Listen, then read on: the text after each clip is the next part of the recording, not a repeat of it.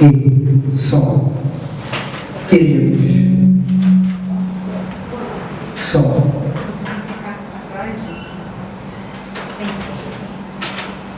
Que bom estarmos aqui, vocês podem sentar, queridos. Essa turma aqui tem que perseverar até o fim, né? Até hoje uma chuvinha.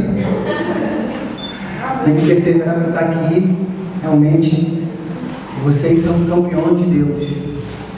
Até pensei em fazer uma foto aqui quando a turma começou. Mas depois eu pensei, não quero expor as pessoas que não terminaram. Mas queria só que a gente visse realmente a turma cheia, os poucos perseveraram. E vocês foram esses que perseveraram. Estudar teologia é um desafio muito grande. Porque, como cantamos aqui, o objeto do nosso estudo é Deus. É alguém que é eterno. É alguém que é infinito. E nós, limitados, finitos, nessa tarefa de estudar a Deus, é um grande desafio. Por outro lado, torna isso uma coisa como uma aventura muito gostosa. Você saber que o seu objeto de estudo não tem fim.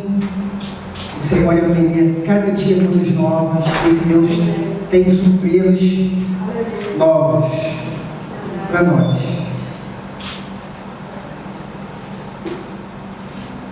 Por outro lado, a teologia deve ser festejada. Porque ela nasce da vida, tem que voltar para a vida. Nós fazemos aqui um curso básico, não é tarefa do curso formar teólogos que vão teologizar academicamente falando. Isso também é muito bom, muito válido, muito importante, mas não é o nosso caso aqui. Mas aquele que se sente com essa chamada, essa tarefa de teologizar, antes de tudo tem que se sentir, sim, capturado por Deus, para também não virar algo somente acadêmico e sem vida, mas a teologia tem que voltar para a própria vida e servir a própria vida. E Deus está falando aqui desde o início, porque a oração de Isaac, quando ele começou, eu oro para que vocês continuem perseverando no conhecimento de Deus. A Marli cantou aqui com a música que Deus é eterno. E a palavra que eu vou compartilhar com vocês é basicamente isso. Continue perseverando no conhecimento de Deus. Abre sua Bíblia em Isaías 9. Isaías 9.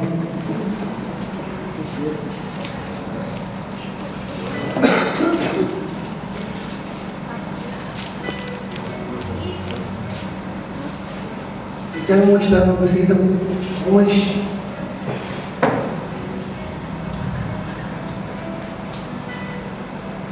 nem sei como chamar isso, mas vamos lá. Isaías 9, contudo, não haverá mais escuridão para os que estavam aflitos. No passado, ele humilhou a terra de Zebulon de Nazaré, mas no futuro honrará a Galileia dos gentios, o caminho do mar, junto ao Jordão. O povo que caminhava em trevas viu uma grande luz. Sobre os que viviam na terra, na sombra da morte, raiou uma luz. Fizeste descer a nação, aumentaste a sua alegria, eles se alegraram diante de ti, como os que se regozijam na colheita, como os que exultam quando dividem os bens tomados na batalha. Pois tu destruíste o jugo que os oprimia, a canga estava sobre os seus ombros, e a vara de castigo do seu opressor, como no dia da derrota de Midian. Pois toda bota de guerreiro usada no combate, e toda veste revolvida em sangue, serão queimadas como lenha no fogo. Porque o menino nos nasceu, um filho nos foi dado, e o governo está sobre os seus ombros. Ele será chamado Maravilhoso Conselheiro, Deus Forte, Pai Eterno, Príncipe da Paz. e ele estenderá o seu domínio, e haverá paz sem fim sobre o trono de Davi e sobre o seu reino, estabelecido e mantido com justiça e retidão, desde agora e para sempre.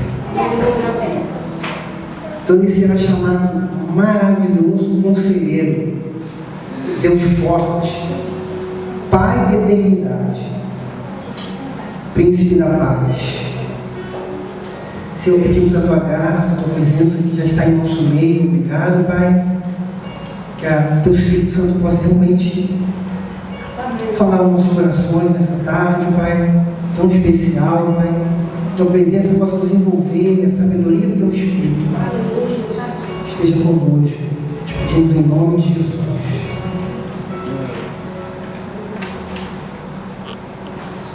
É interessante a gente ver isso aqui acontecendo na vida de uma pessoa.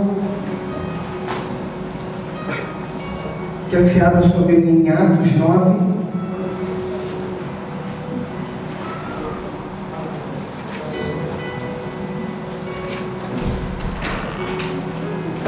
E está acontecendo na minha vida e na sua vida também, nas nossas vidas. O prosseguir em conhecer a Deus. Parece que aqui Deus está falando, dando algumas pistas de algumas facetas de como podemos também conhecer a Deus. Não vamos limitar aqui, mas temos que conhecer esse maravilhoso conselheiro. Temos que conhecer esse Deus forte. Temos que conhecer o Pai da eternidade. Temos que conhecer essa faceta de Deus, o Príncipe da Paz. Eu estava lendo em Atos e Deus começou a falar no meu coração, Atos 9, a conversão de Paulo. Atos 9, verso 1. Enquanto isso, Saulo ainda respirava ameaças de morte contra os discípulos do Senhor.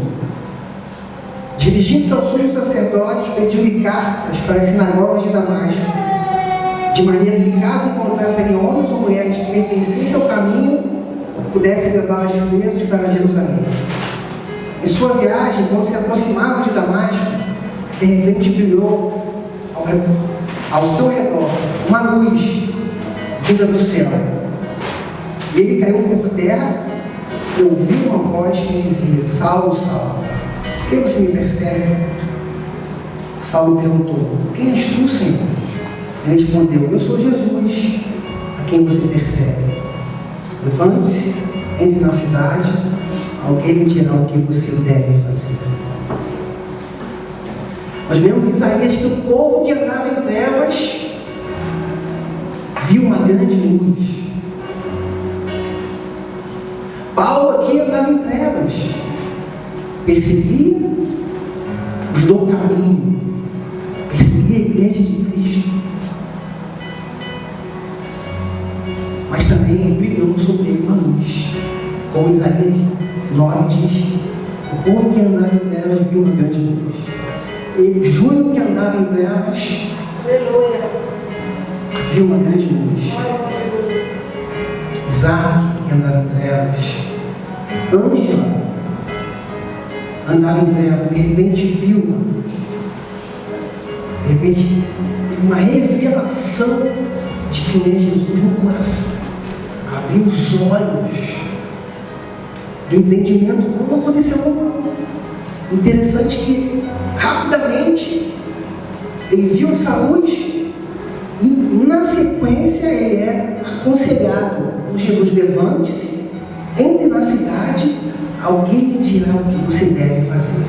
Assim acontece comigo e com você. Quando nós vemos essa luz de Jesus, começamos a conhecer esse maravilhoso conselheiro, porque muitas coisas na nossa vida estavam andando totalmente em direção oposta ao que Deus tem planejado para nós. Deus começa a nos aconselhar, o Espírito Santo começa a falar no nosso coração. Tem os testemunhos aqui. Até eu, por exemplo, eu era doidão, fumava muita maconha. Um pastor chegou para mim, joga fora, estava contigo em casa, no processo de conversão.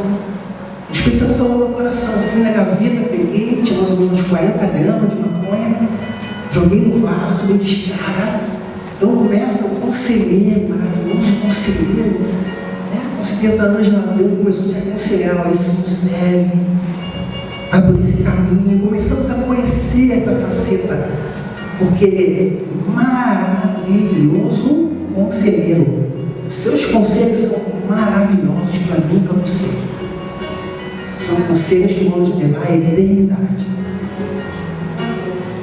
Desde os nossos patriarcas têm sido aconselhados por Deus. Você começar a ler Gênesis, Abraão foi aconselhado: sai da tua terra. Jacó foi aconselhado quando estava lá com Labão: agora volta, Jacó. Agora é o tempo de você voltar, volta.